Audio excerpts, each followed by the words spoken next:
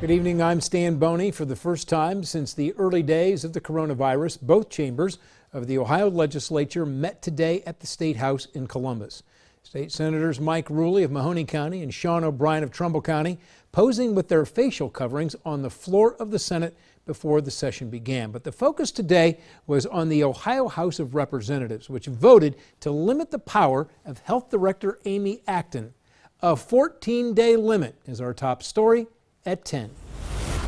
Today in the Ohio House of Representatives, where some wore facial coverings and some did not, it was mostly the Republicans who favored limiting the power of Health Director Dr. Amy Acton, while Democrats did not.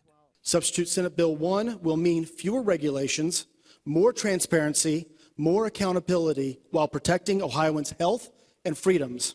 It says to the public, we don't trust the health experts and the safety experts to do their job efficiently and effectively. The bill, which passed the House 5837, will not allow the existing stay-at-home order to be extended without approval of the 10-member Joint Committee on Agency Rule Review. Also, any further orders from the Department of Health will be limited to 14 days, with any extensions also requiring committee approval. This is good government.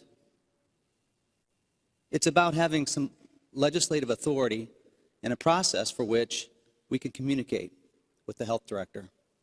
I'm concerned that the thing that we are debating today is going to make the job of Dr. Amy Acton, our Director of Health in Ohio, to make her job harder.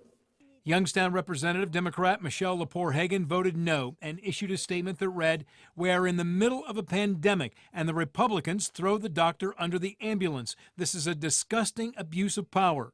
Governor Mike DeWine also issued a statement that read, "Creating more uncertainty regarding public health and employee safety is the last thing we need." The bill now goes to the Ohio Senate, and if it passes there, it would require the signature of the governor. But Trumbull County State Senator Sean O'Brien says he does not see it passing in the Senate, even if it gets to a vote. And it's highly unlikely Governor DeWine is going to approve something that limits the power of his own health director.